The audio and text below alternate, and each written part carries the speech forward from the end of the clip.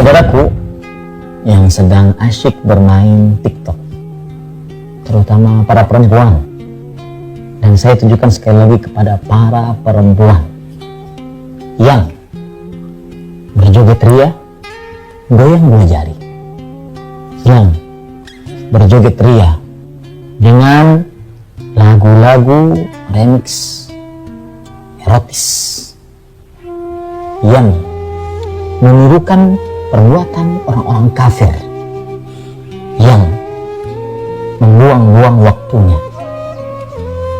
Saya tidak akan berbicara dari sisi yang banyak, tapi saya akan membicarakan dari sisi Anda sebagai seorang wanita. Wajah Anda sangat mempesona. Hidung Anda, bibir Anda, mata Anda sangat membuat syahwat lelaki naik.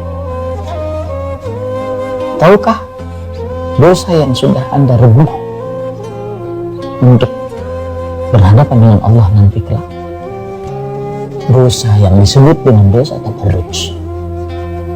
Dosa memperlihatkan kecantikan, kemolekan di hadapan laki-laki yang bukan mahramnya.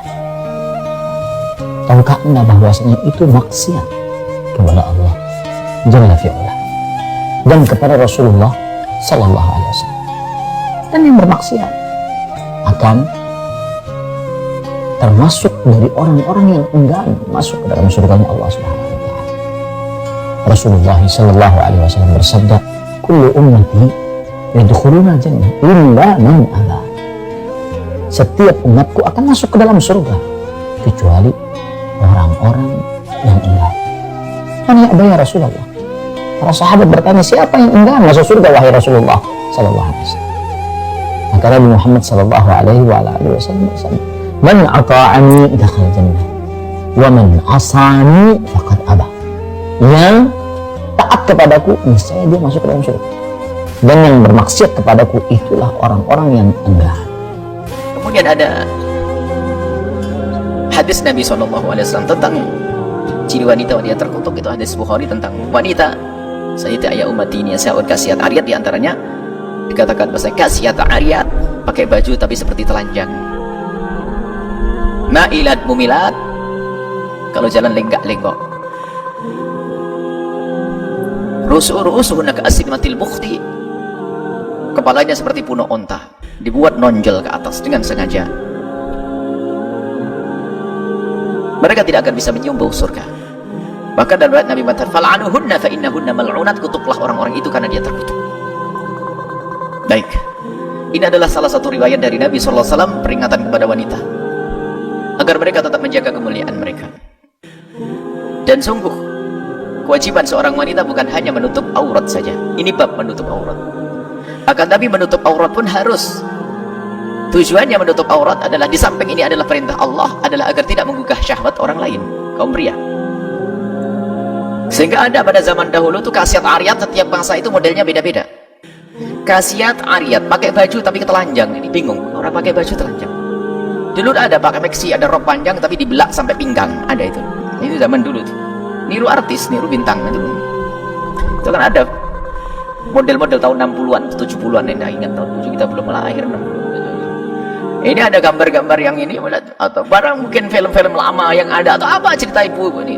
Jadi panjang bajunya, bapak jadi belak sampai paha kelihatan. Nah, ini kasiat pakai baju tapi ariyat kayak telanjang. Zaman itu. Sekarang zaman ini cuma terjemahan itu beda lagi. Pakai baju menutup aurat, tapi bajunya ketat, semua lekuk tubuhnya terlihat. Dan itulah fal'anahunna. Ini yang masuk dalam hadis Nabi SAW. Jadi tidak cukup kau hanya menutup auratmu, akan tapi menutup lekuk tubuhmu, itu adalah kewajibanmu. Sudah begitu memang ciri dalam hadis Nabi, na'ilat mumilat. Jalanmu wajar saja. Kalau wanita bergoyang pinggulnya wajar, tapi kalau menggoyang-goyangkan pinggulnya berlebihan, hanya pengen dilihat kaum laki-laki, rendah dia. Jalan yang lipat, orang bingung ini ngapain ini. Memang wanita dibuat seperti itu. Kalau tidak bergoyang pinggulnya orang mati. Akan tapi bukan, jangan hentakkan kakimu hanya untuk dilihat oleh orang.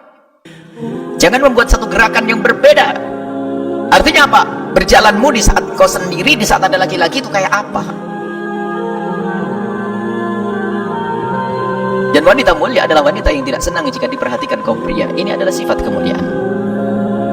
Karena dia ngerti diri yang mulia, tidak senang dilihat oleh orang-orang rendah, mata jelalatan. Sampai sampai kerendahan-kerendahan yang lainnya, sampai bab zina sendiri di kalangan orang mulia nggak kebayang. Sehingga pada zaman Nabi, waktu Nabi ngajak berbaiat kepada wanita-wanita Arab, wanita-wanita mulia Arab, sebab di negeri Arab itu biarpun belum ada Nabi Muhammad belum datang, punya satu kebiasaan mulia wanita, menjaga kehormatan. Sehingga sangat terhinakan jika wanitanya itu rendah. Sehingga termasuk kalau ada orang berani menodai kehormatan seorang wanita, itu luar biasa, akan menjadi sebab peperangan dan seterusnya. Kehormatan wanita dijaga. Nabi ngajak baiat kepada kaum wanita-wanita mulia, hendaknya engkau berbaiat kepada kami. Kata wanita tersebut, berbaiat bagaimana ya Rasulullah? Allah tasrikna, kalian jangan mencuri. Mereka masih diam karena ada wanita yang mencuri. Tapi di saat Nabi mengajak baiat, Allah tazdid, jangan sampai kalian berzina. Sayyidah Hind mengangkat tangan dan berkata, ya Rasulullah, ataznil hurratu, apakah kebayang orang merdeka itu melakukan zina? Kalangan orang mulia itu zina itu gak masuk dalam hitungan. Itu kan kerjaan rendah itu. Kerjaan rendah. Ataznil hurratu, akan berjalan seorang yang.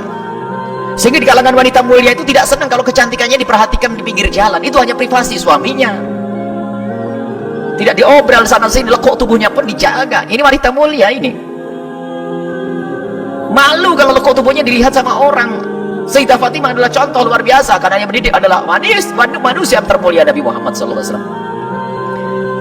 Sayyidatuna Aisyah pernah suatu ketika duduk dengan Sayyidah Asma binti Umaish. Duduk di rumah beliau, di rumah Sayyidah Fatimah. Tiba-tiba ada mayat yang dibawa ke kubur. Tiba-tiba menangis terseduh-seduh. Kemudian Sayyidah Asma bertanya, wahai putri Rasulullah, engkau menangis, ada apa dengan mayat itu? Kemudian Siti Fatimah berkata, aku nanti kalau mati akan dibawa ke kubur seperti orang itu. Dijawab, iya, semua orang harus dibawa ke kubur. Alangkah malunya aku. Kenapa? Itu orang yang dibawa ke kubur, terlihat lekuk-lekuh tubuhnya. Alangkah malunya aku nanti jika aku mati, kemudian diangkat di pundaknya manusia lalu dibawa ke kubur, orang akan melihat kepada lekuk-lekuk tubuhku. Jadi dulu tuh kalau orang meninggal dunia itu dikasih kain kafan, sudah dibawa ke kubur, gak pakai penutup begitu. Jadi kelihatan itu loh mayat gitu. Sehingga lekuk tubuhnya terlihat. Kebayang Siti Fatimah kalau meninggal, akan terlihat lekuk tubuhku, menangis beliau.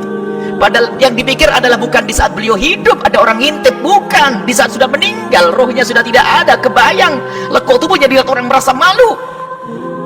Lalu Sayyidah Asma memberikan kabar gembira, wahai putri Rasulullah, waktu aku ke Habasyah dulu, aku melihat di situ ada, kalau orang meninggal dunia dibuatkan penutup keranda lalu ditutup begitu. Subhanallah, seperti mendapatkan duit miliaran, seperti mendapatkan sesuatu yang sangat besar.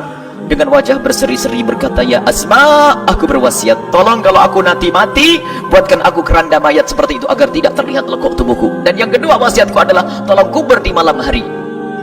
Khawatir di saat dibawa ke keranda masih ada kaum pria yang ingin melihatnya. Itu wanita mulia. Dan sampai hari ini pun kita menemukan kelompok-kelompok wanita mulia waktu kita sekolah di Tarim. Wanita mulia, jadi kalau ada wanita berjalan kok ada laki-laki di belakangnya, dia pantang ada orang belakangnya, minggir, suruh laki-laki duluan. Makanya kami himbau, hei kaum pria, pantang berjalan di belakang perempuan.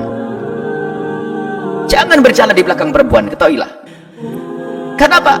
Perempuan itu semuanya indah, ada menggoda semuanya. Jadi sebagai wanita mulia, laki-laki perempuan mulia, tidak pengen lekuk tubuhnya diperhatikan. Sekarang lihat rendah-rendah, pamer semuanya, mulai dari lekuk yang pinggulnya, waduh habis semuanya. Mau diobral di pinggir jalan, sampai akhirnya pezina menjadi banyak. Wanita mulia, lihat, semakin coba ukur dirimu wahai anak-anakku semua khususnya. Semakin kau tidak nyaman kau disaksikan kaum pria, semakin mulia. Semakin mulia di dalam dirimu, karena engkau semakin tahu kemuliaan. Permata, dan engkau bukan permata, engkau lebih dari permata.